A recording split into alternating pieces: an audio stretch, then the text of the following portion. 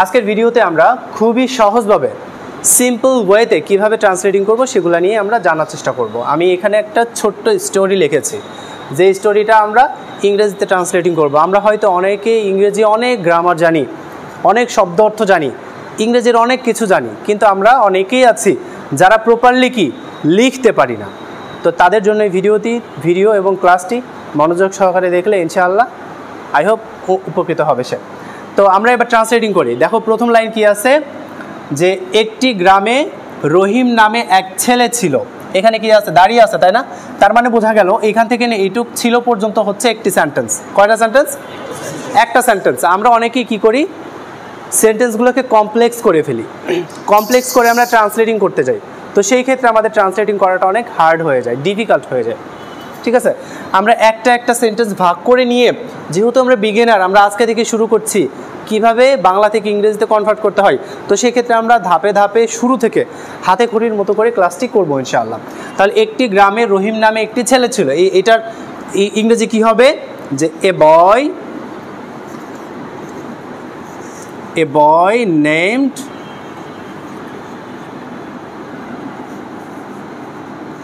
Rahim lived in a village। আচ্ছা খেয়াল করো, আমরা এই লাইনটা বা এই সেন্টেন্সটা ভালো করে বুঝবো। ঠিক আছে, এখানে একটি গ্রামে রহিম নামে একটি ছেলে ছিল, এই কথাটার ইংরেজি হচ্ছে এটা, a boy named Rahim lived in a village. মানে দেখো খেয়াল করো, এ বয় একটি বালক, নেমড মানে নাম ছিল, এখানে নেমের পাস্ট ফর্ম ব্যবহার করা হয়েছে, নেমড। বুঝতে পারছো কথা?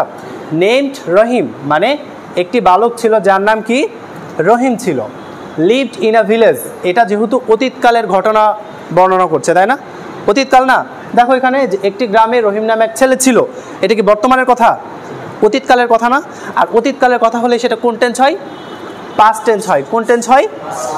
পাস্ট টেন্স হয়। তো এখানে দেখো ভার্বের পাস্ট ফর্ম ব্যবহার করা হয়েছে, লিভ থেকে কি হয়ে গিয়েছে, লিভড মানে V2 হয়ে গেছে, subject plus V2 plus object. এটা হচ্ছে পাস্ট ইনডিফিনিট টেন্স। তার মানে একটি গ্রামে রহিম নামে এক ছেলে ছিল, a boy named Rahim live in a village. কথা ক্লিয়ার? পরের লাইন দেখো, সে সব সময় সত্য কথা বলতো। সে সব সময় সত্য কথা বলতো।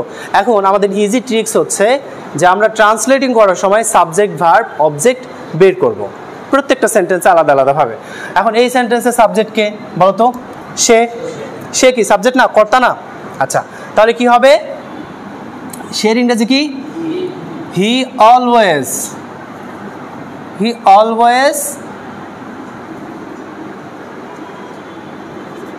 spoke the truth.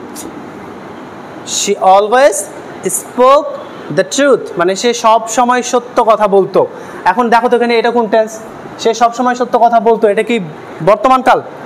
অতীত না? এটা অতীত না? বলো, অতীত। তো যার কারণে স্পিক মানে হচ্ছে বলা, আর স্পিক থেকে স্পোক যখন আমরা বলবো তখন সেটা হয়ে যাবে বলতো, অতীত হয়ে যাবে। বুঝতে পারছো? যখন আমরা স্পিক বলবো, SPEAK, স্পিক মানে বলা। কথা ক্লিয়ার? আর যখন স্পোক হবে এটার অর্থ হয়ে যাবে কি? বলতো। এই যে সে সব সময় সত্য কথা বলতো, হি অলওয়েজ সে সব সময়, স্পোক দ্য ট্রুথ সত্য কথা বলতো। কথা বুঝতে পারছো? তারপরের বাক্য কি আছে, একদিন বাজারে সে কিছু টাকা পেয়েছিল। এই সেন্টেন্সটা কোন টেন্স বলো তো? পাস্ট টেন্স না? একদিন বাজারে সে কিছু টাকা পেয়েছিল, তাহলে একদিনের ইংরেজি কি? One day. সুন্দর, one day in the market. On day in the market মানে একদিন বাজারে, on day in the market মানে একদিন বাজারে সে কিছু টাকা পেয়েছিল। তাহলে কি হবে, হি ফাউন্ড মানে হচ্ছে কি পেয়েছিল, ফাউন্ড সাম কি মানি। তাহলে one day in the market he found some money, মানে একদিন সে বাজারে কিছু টাকা পেয়েছিল। কথা বুঝতে পারছো? তারপরে কি আছে পরের বাক্য? টাকা পেয়েছিল, সে টাকা নিজের কাছে না রেখে মালিককে খুঁজে ফিরিয়ে দিল। সে টাকা নিজের কাছে না রেখে কি করলো? মালিককে খুঁজলো এবং তার টাকা তাকে কি করলো?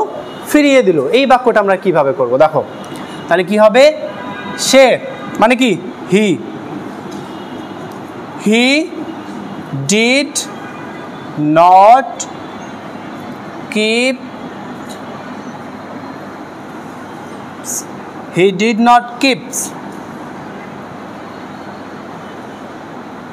for himself, মানে he did not keeps মানে সে তার কাছে রাখলো না বা রাখেনি, for himself তার জন্য, মানে he did not keeps for himself সে নিজের জন্য কি করে? টাকা রাখেনি। সে কি করলো? কিন্তু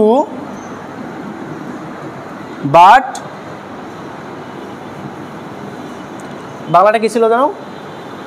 সে টাকা নিজের কাছে না রেখে মালিককে খুঁজে ফিরিয়ে দিল। বাট ফাউন্ড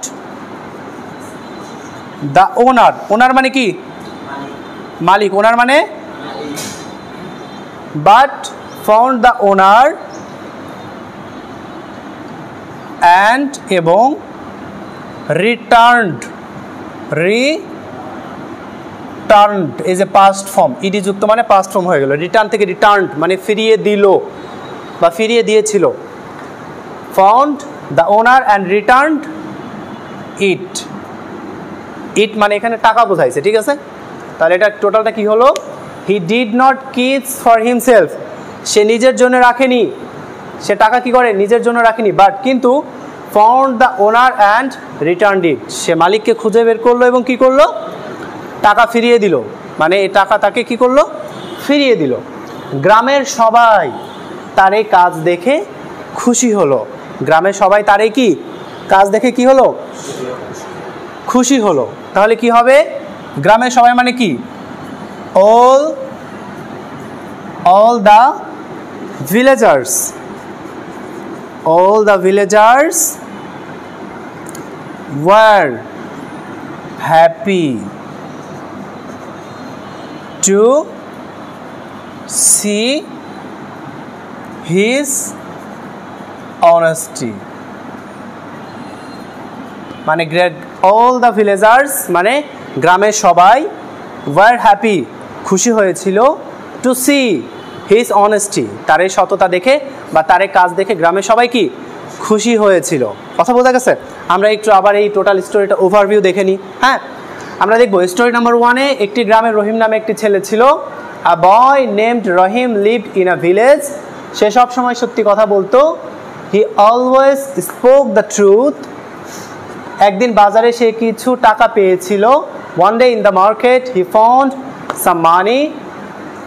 সে টাকা নিজের কাছে না রেখে মালিককে খুঁজে ফিরিয়ে দিল।